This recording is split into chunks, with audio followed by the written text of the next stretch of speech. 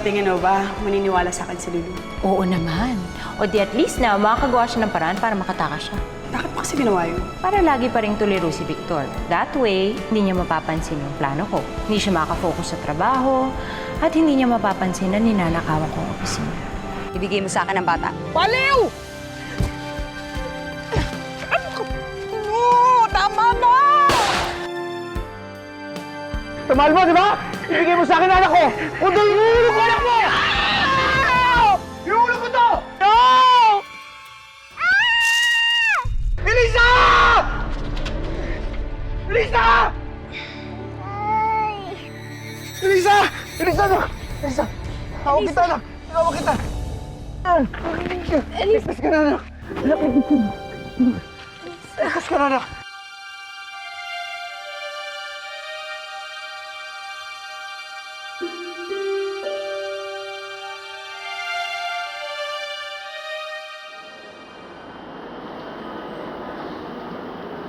Sir, ikaw po ba yung kilala ni Dolores Makabuhay?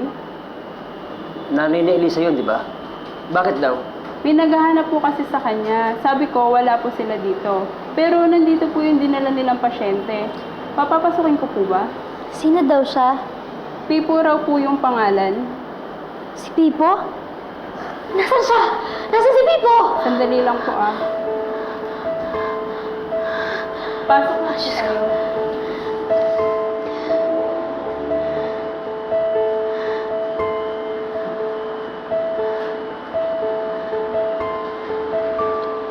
Diyan. Pipo? Pipo? Pipo, nasaan ka? Pipo? Jeff!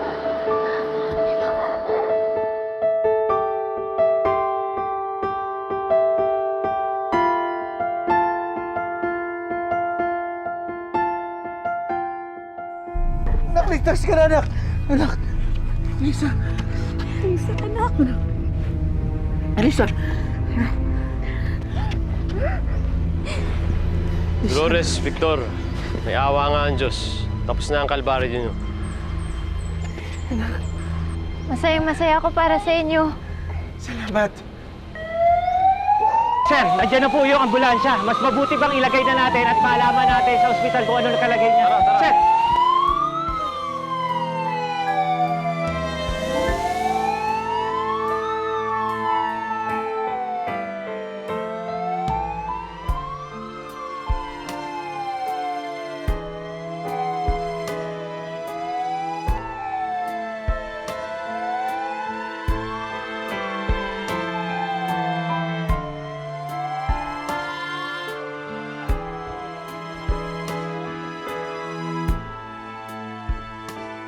Pipo, ang tagal nating hindi nagkita. Hindi ko inakalang magkikita pa tayo ulit.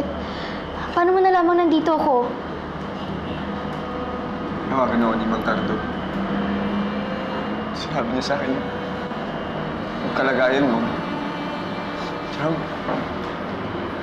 Chang, sorry Dahil kung nahanap kita na mas maaga, sana wala nangyari sa'yo ganito. Sana napigilan ko si Baldo. Pipo, wala kang kasalanan. Huwag mo sisihin yung sarili mo. Matagal ko nang tanggap na ganito yung kalagayan ko. Ang importante nakita tayo ulit. Ang importante magkasama tayo ulit. Sana lang makita rin natin si Elisa. Sana makasama rin natin siya kasi sobrang namimiss ko na siya eh. Chang, kung tayo nga pinagtakbo muli ng Diyos, hindi malayo si Elisa, makikita na natin muli. Isa, nandito na kami sa ospital ni Dolores. Kasama na namin si Elisa sa ospital.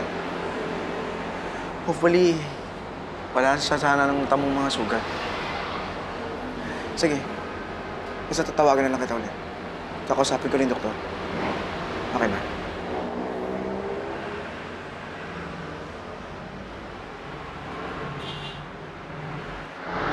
So, kamusta na po yung anak namin? Well, she's unconscious right now. Masyadong bumaba yung adrenaline sa katawan niya sa nangyari kanina. Merong minor abrasions, pamamangga ng joints dahil sa enkwentro kanina.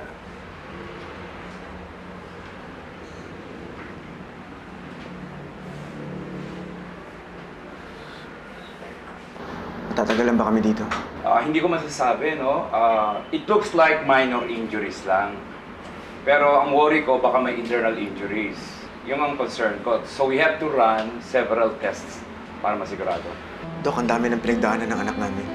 Sana obserbahan niyo siya mabuti para matukoy natin kung anong lagay niya. I understand. O sige, sisimulan ko nung mag-order ng test at para mailipat na rin siya sa kwarto. Maya-maya po. Maraming salamat po, Dok. Salamat po.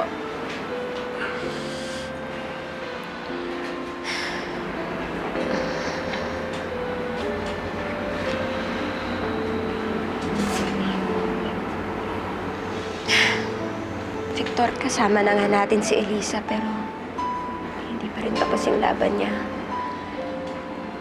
Dolores, malalampasan din Elisa lahat ng yan. Matapang ang anak natin.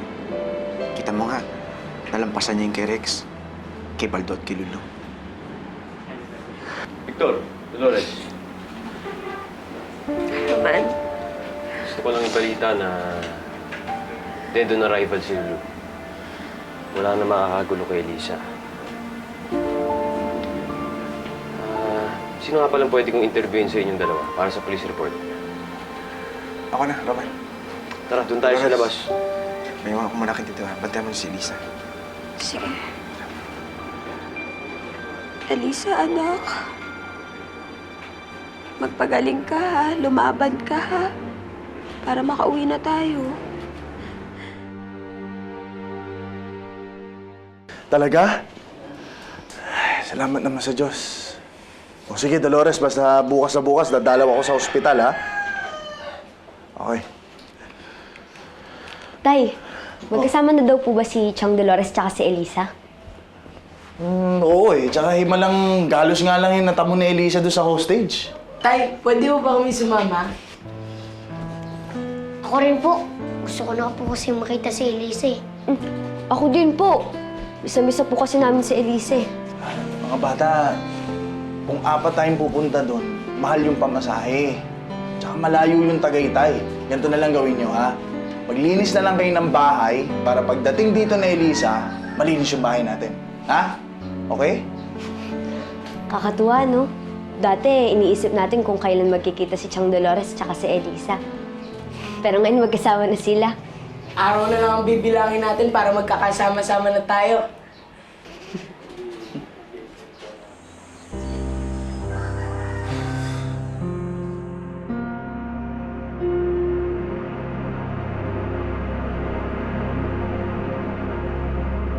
Tawagin niyo na lang po ako sa station lang kung may kailangan pa po kayo.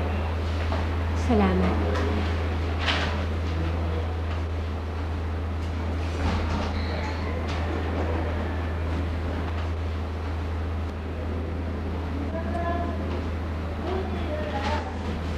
Anak, alam mo,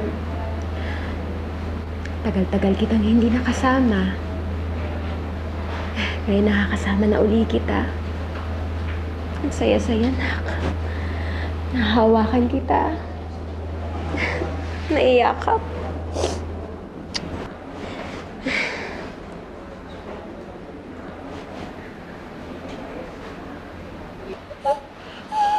Elisa? Elisa, anak! Anak! Elisa! Elisa! Nurse! Nurse, tulungan mo yung anak ko kasi parang hindi ko alam, parang binabangungot na hindi ko alam eh. Mas tingnan niyo naman oh. Pakitawagan ng doktor ni Elisa. Mauna na ako doon.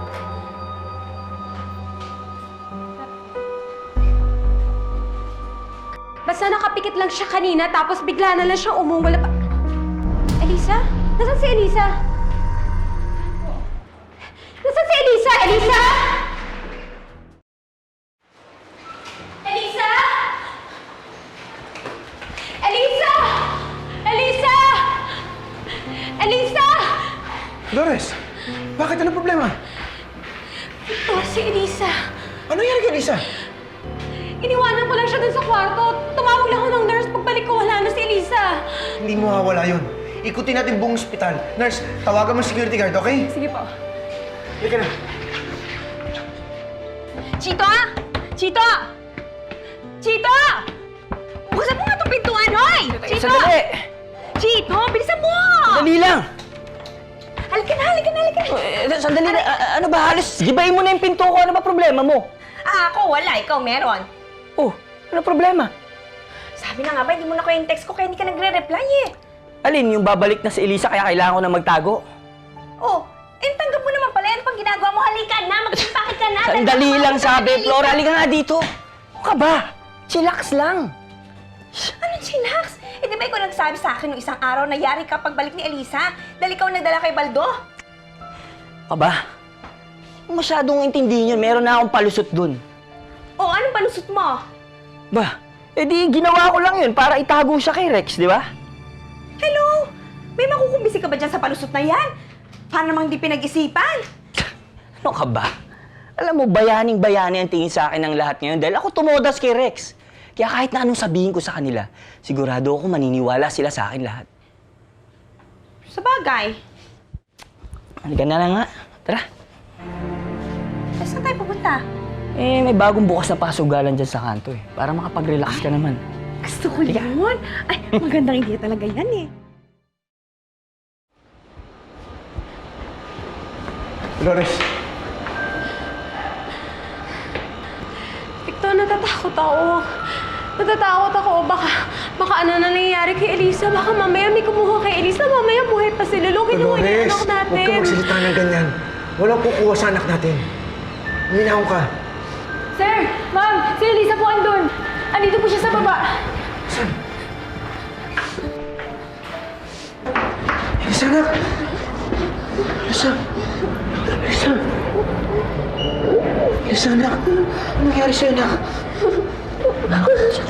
Diyos ko, anak, nanginginig ka. Anong problema? Sabihin mo.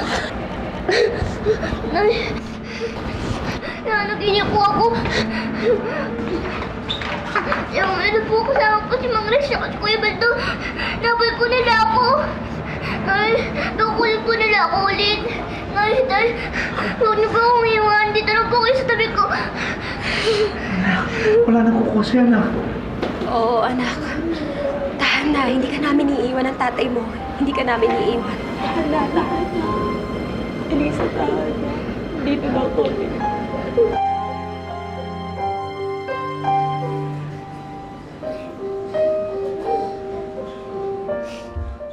Normal lang sa katulad ni Elisa ang magkaroon ng mga masasamang panaginip, lalo na after a traumatic experience.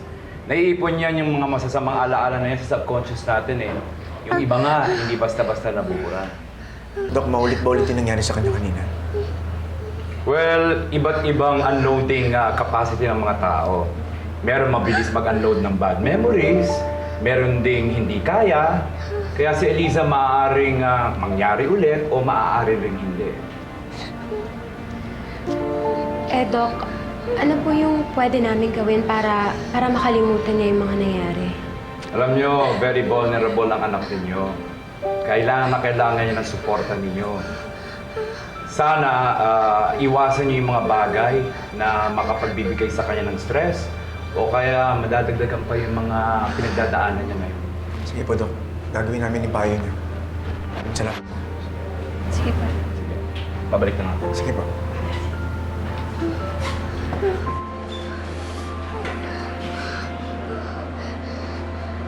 Elisa, anak. Kamusta na yung pakiramdam mo?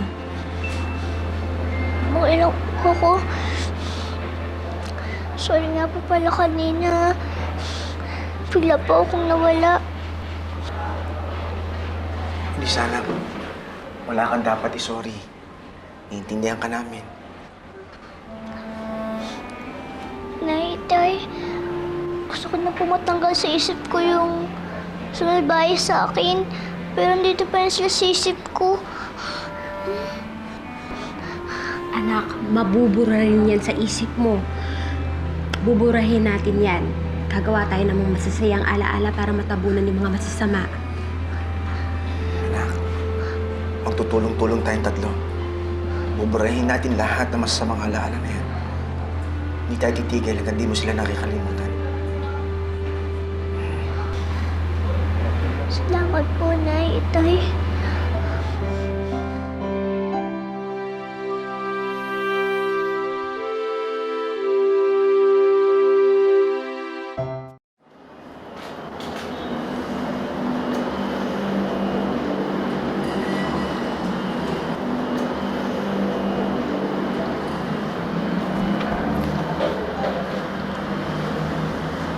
Oh, ano yung pinagdasal mo?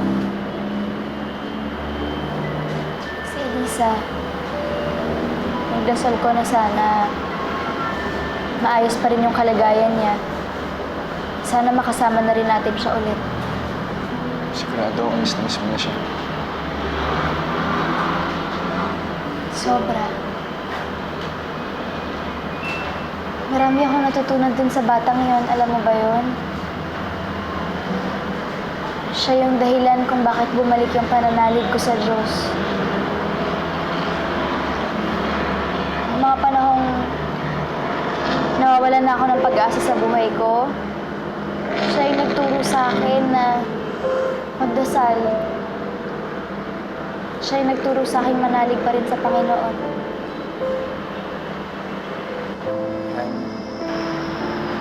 Kapag magaling ka na, dadalhin kita sa kanya. Yung panalangin mo na makita siya, matutupad yun.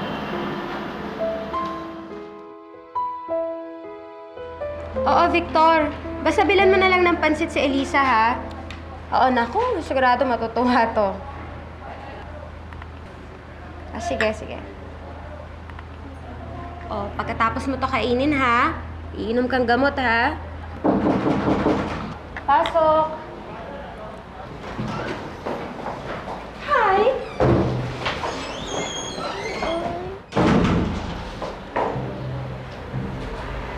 Yes? Anong ginagawa mo dito? I'm visiting Elisa. Bakit gulat na gulat ka? Hi, my darling. How are you? I am so happy that you're okay na and that you're back. Mommy missed you. Honey, alam ko may tampo ka sa akin. Kasi nadisiplina kita dati, di ba? But you know, I only did that to make you a better person. I didn't mean to hurt you, honey. I hope you can forgive me. Nay! Ah, Izel, lumayo ka sa anak ko. Ano? At sino ka para palayuin ako kay Elisa? Izel, pwede ba mag-usap muna tayo sa labas? Ang lakas ng loob mo na palayuin ako kay Elisa, ha? Izel, pinoprotektahan ko lang yung anak ko. Makakasama ka sa kanya, takot na takot ngayon yung bata. Ako? Anong kinalaman ko sa kondisyon ni Elisa? Minaltrato mo yung anak ko dati, huwag kang magkailangan. Hanggang ngayon ba naman ba? Pinaniniwalaan mo pa rin yung mga gawa-gawa mong kwento? Dolores? Izel, sa bibig mismo ng anak ko nang galing yun. Ngayon, paano ko siya hindi paniniwalaan? Hindi ko siya binugbog, hindi ko siya inabuso. Dinisiplina ko lang siya. Masamang alaala pa rin ang dinulot nun kay Elisa. Takot na takot yung anak ko ngayon. Baka mas lalong hindi gumali yung anak ko nun dahil sa'yo.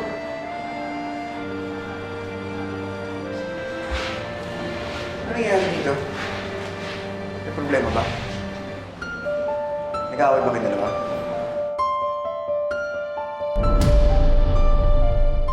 Itong babaeng to eh. Ako na ngayon bumisita kay Elisa, ako para pasama. Pinoprotektahan ko lang yung anak ko sa'yo. Mamaya mas lalo pang matakot yung bata. You are overreacting, as always. Alam mo, aminin mo na, ayaw mo lang na nandito ko. Hindi ako nag-OA dahil sinasabi ko lang yung totoo, Izel. Pwede ba tama na?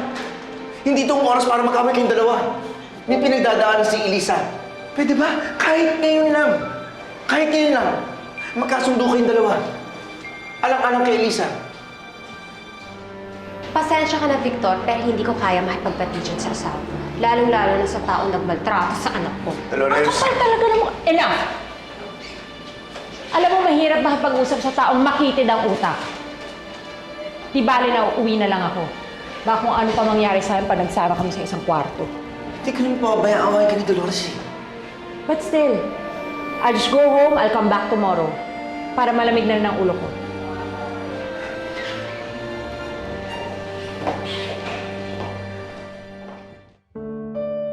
Sana pala dumalaw ako kay Elisa kanina para tag team tayo laban kay Dolores.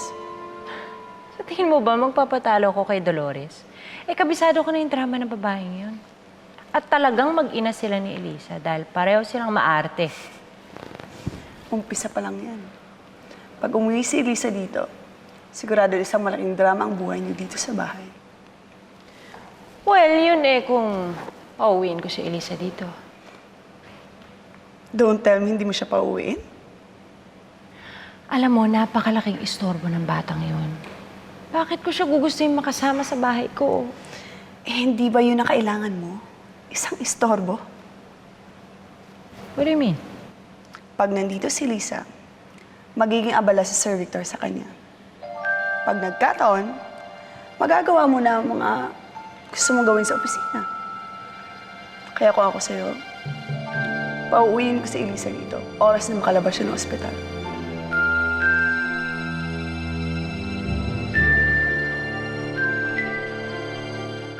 Mabilis nag-respond ito si Elisa sa mga gamot na binigay ko. Kaya I think not later than this week, pwede na natin siyang i-discharge. Tapusin lang natin yung mga antibiotics na binibigay ko ngayon. Sige po, Doc. Salamat. O sige, pero papadala ko siya sa rehab department para makita naman siya ng mga therapist. Doc, sasama ho ako. Ako rin. I suggest isa lang kasi maraming pasyente ngayon sa rehab. Dolores, ako na lang. Para naman makapag-banding naman kami na itong bata. Tagal na namin hindi nagkikita eh, ha? Oo, sige. Kado, salamat ha. Sige.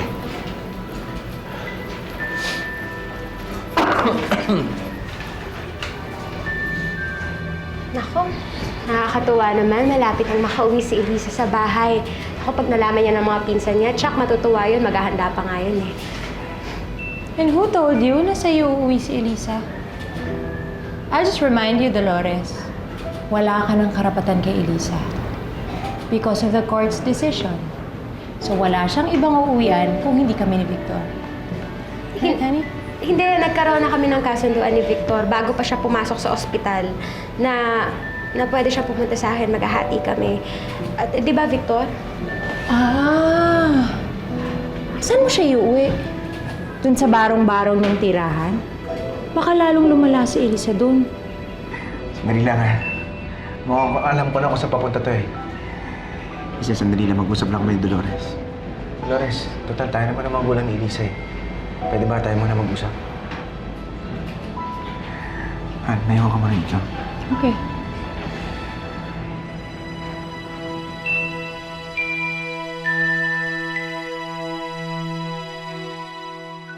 Ay, naku, Mars. Sigurado, nasulsulan ng isel na yan si Victor, kaya ganyan. Ayoko na nga isipin na nasusulsulan yan si Victor ng asawa niya eh. Pero kasi pareho silang ugali, pareho silang madaya. Eh, anong plano mo ngayon, Mars? Bakit ko nga naman nahadlangan ang pagtira dito ni Elisa? Eh kung tutuusin mas malaki ang pakinabang ko kapag nandito siya. Mukhang tataba na naman ang bank accounts mo niya. Hindi lang bank accounts ko, kundi pati na yun sa'yo. Ma'am, saan niyo pa dadalhin ng pasyente? Ilalabas ko na yung anak ko. Nasaan pa yung discharge slip niyo? Nurse, nakita mo ba si Dolores tsaka anak ko? Magkasama ba sila? Hindi ko po napansin, sir eh. Wala po ba sa kwarto?